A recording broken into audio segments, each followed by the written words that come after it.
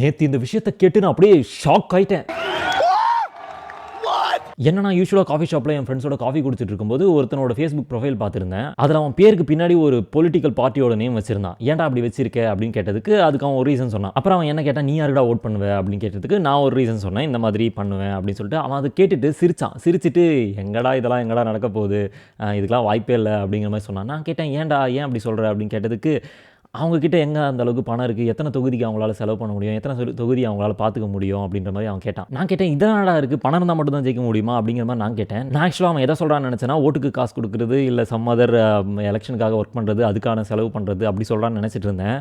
அதுக்கப்புறம் அவன் சொல்கிறான், இல்லைடா இப்போ அங்கே ரோடு போட்டிருக்காங்க பாரு, அவங்கக்கிட்ட இருக்கிற காசுக்கு எத்தனை தொகுதிக்கு ரோடு போட முடியும், இதுவே இந்த பார்ட்டியாக இருந்தால் எல்லா தொகுதிக்கும் பண்ண முடியும், அவங்கக்கிட்ட அவ்வளோ பணம் இருக்குது அப்படின்னு சொன்னான்.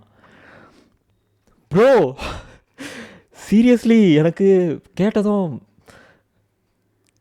ஆக்சுவலி அவனுக்கு ஒரு ஏஜ் வந்து பார்த்திங்கன்னா கண்டிப்பாக 20+. அவன் லிட்டரலாக என்ன நினச்சிட்டு இருக்கான்னா, யார் ஆட்சிக்கு வராங்களோ அவங்க தான் வந்து செலவு பண்ணுவாங்க, அவங்க தான் வந்து பண்ணுறாங்க அப்படின்னு நினச்சிட்டு இருக்கான். இந்த விஷயத்த ஒரு டீனேஜரோ இல்லை படிக்காத ஒரு ஏஜ் ஆனவரோ வந்து சொல்லியிருந்தா அது ஆர்கியூபிளே இல்லை. அவங்ககிட்ட வந்து பெருசாக சொல்லி எக்ஸ்பிளைன் பண்ணுறது இட்ஸ் ஹார்ட், ஓகேங்களா.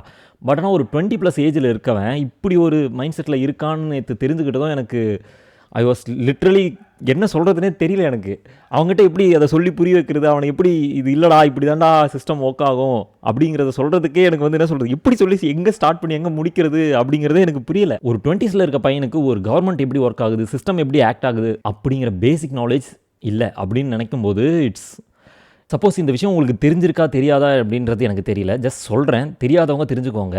கவர்மெண்ட் மக்களுக்காக செய்கிற எந்த விஷயமும் அந்த பார்ட்டியில் இருக்கவங்களோட சொந்த காசு இல்லை. ரோடு போடுறது, மருத்துவம், கல்வி, அது மட்டும் இல்லாமல் அரசாங்க அதிகாரிகளுக்கு சம்பளம், இது எல்லாமே வந்து அந்த பொலிட்டிக்கல் பார்ட்டி கொடுக்குற மணி இல்லை. அதெல்லாம் மக்களோட காசு, நம்மளோட காசு, நம்ம வரி கட்டுறது மூலமாக அரசாங்கத்துக்கு போகிற காசு எடுத்து அவங்க செலவு பண்ணுறாங்க. They are not spending it from their pocket. As a கவர்மெண்ட்டாக யார் ஆட்சிக்கு வந்தாலும் இதெல்லாம் பண்ணி தான் ஆகணும். அதுக்காகத்தான் அவங்க ஆட்சிக்கு வராங்க, அது அவங்களோட கடமை. இவங்க வந்தால் இதெல்லாம் பண்ணுவாங்க, இவங்க கிட்ட காசு இருக்குது, அவங்க வந்தால் அவங்க பண்ணுவாங்க, அப்படி பண்ணுவாங்க, இப்படி no, they have to do it. At least நீங்கள் ஒரு 18+ இருந்தீங்கன்னா இதை பற்றின ஒரு பேசிக் நாலேஜஸ் கண்டிப்பாக இருக்கணும். இது வந்து ஒரு 20+ ஏஜ் இருக்கிற ஒரு பையனுக்கு தெரியல அப்படின்னு நினைக்கும் போது எனக்கு என்ன பேசுறதுன்னு கூட எனக்கு தெரியல. அட்லீஸ்ட் ஹேவ் சம் நாலேஜ், எப்படி இந்த சிஸ்டம் ஒர்க் ஆகுது, என்ன நடக்குது அப்படிங்கிறத வந்து தெரிஞ்சுக்கோங்க. அதுக்கப்புறமா அந்த பார்ட்டிக்கு முட்டு கொடுக்குற மாதிரி அவன் சில விஷயங்கள் சொன்னான். அதெல்லாம் கேட்டதுக்கப்புறம் அதெல்லாம் அப்புறம் இன்னொரு வீடியோவில் பேசலாம், அடுத்த வீடியோவில் பார்க்கலாம்.